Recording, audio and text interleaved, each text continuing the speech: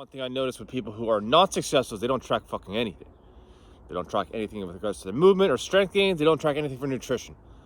We all heard the saying, "What gets measured gets accomplished," and the reality is most people just don't measure anything, so they don't accomplish anything. It's just a basic thing that I've noticed with anyone who's successful and who's not successful. The ones who are successful track. They track the strength gains and they track the nutrition. When people are new and they want to get leaner, the first thing I would obviously tell them to focus on is mostly nutrition. You don't have to track micronutrients. You don't have to fucking go into details of vitamins and sodium, which is what a lot of people like to do. They like to know all these fancy little things, but when you ask them about macronutrients, protein, carbs, and fats, they're always like, well, what's that? Well, you ask them, do you track your calories or do you track those? Some people say they do, but their understanding of calorie in, calorie out is just false. It's not correct. Calorie in, calorie out does not work. It's like yes and no. It depends if the food is processed. So technically, if you're eating leaner and cleaner, it's a lot more different than eating donuts and toast and bread all day long. It's a different game. So for eating lean and clean, the calories you're taking is going to be different than if you're eating processed food. And you add on top of that too, the ratio of protein, carbs, and fats, depending on your body type, how active you are. These all make a big difference. And the one thing I notice with most people is that they don't know how much protein they're taking in. They don't care about how much carbs they're taking in. They want to eat whenever they want to eat. And then they realize their hormones out of whack. And they go to the doctor, and the doctor tracks for them. The doctor tells them what their blood pressure is, their heart rate is, and that's when they care about tracking. Now you care about tracking, right? When you're fucked. So, I always recommend with people, you don't need to know the details. Keep it fucking simple.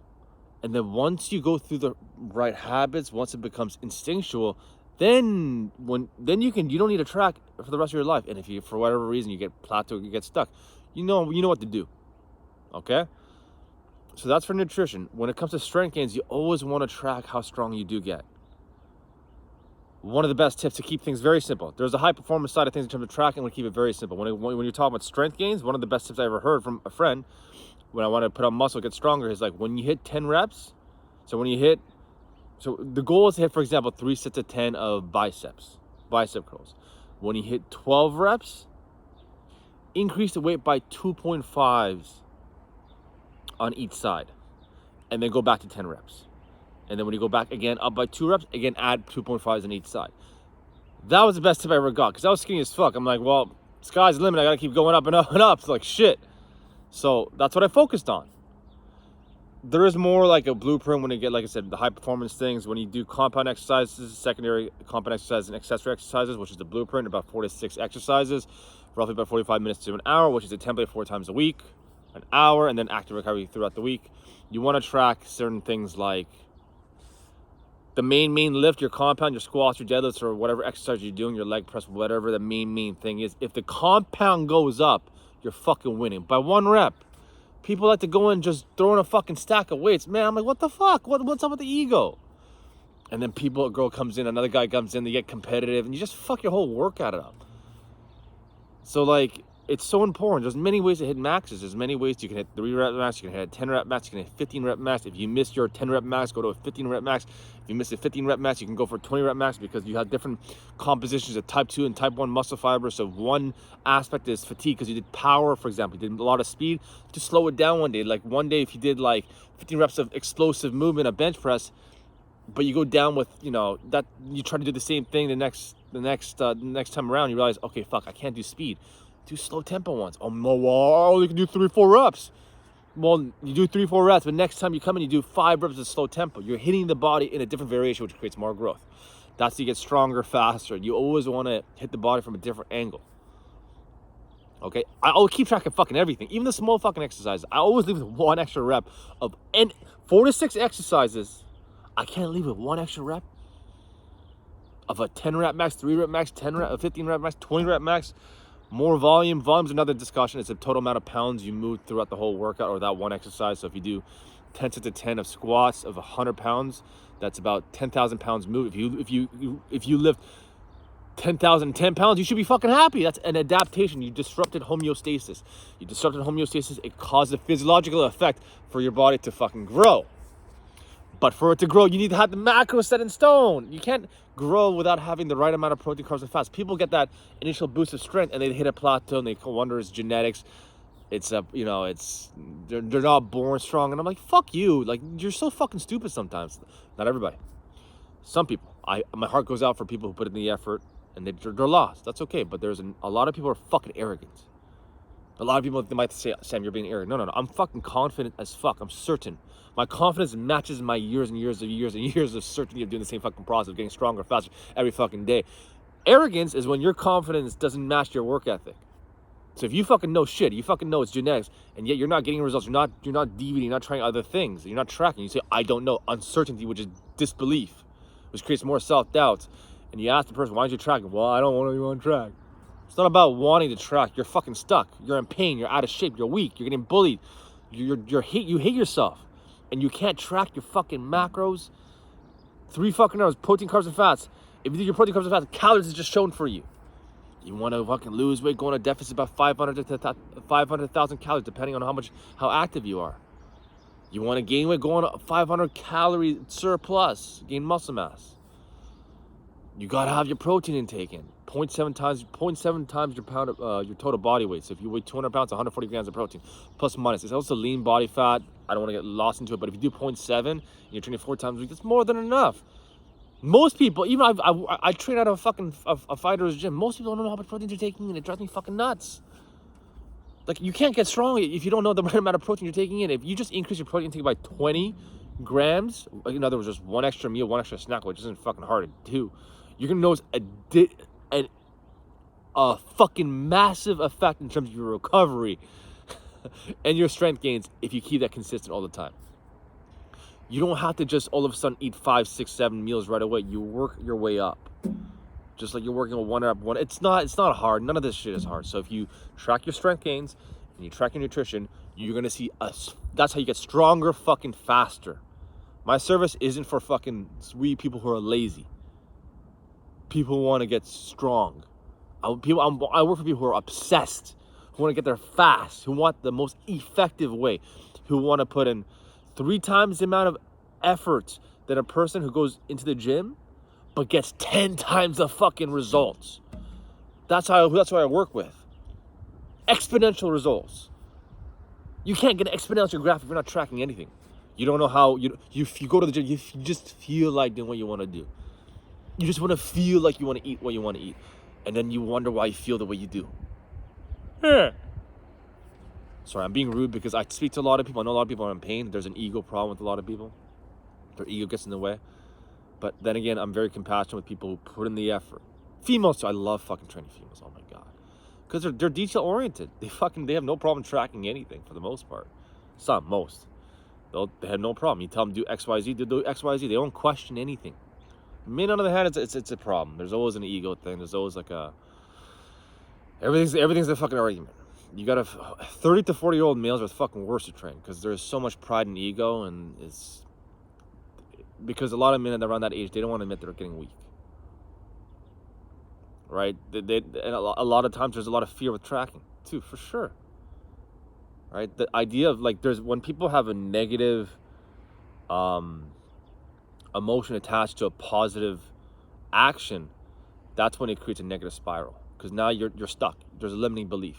So people have tracked their calories before and didn't know there's protein, carbs, and fats. In reality, you should be tracking your macros. So when you tell them to track your calories, it creates a negative response. Like, they don't want to do it because they've tried it before. But in reality, it's just because you try something doesn't mean it doesn't work. It just probably means you just misunderstood how to approach it.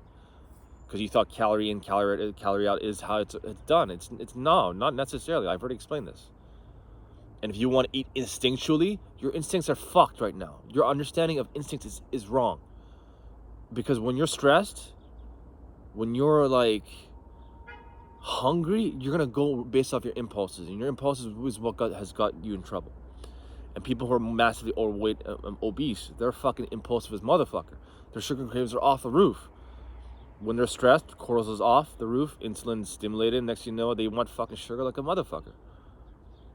Once you get to the body type, I don't track. Rarely, only when I'm stuck. Only when I'm like, I'm going back into that old way.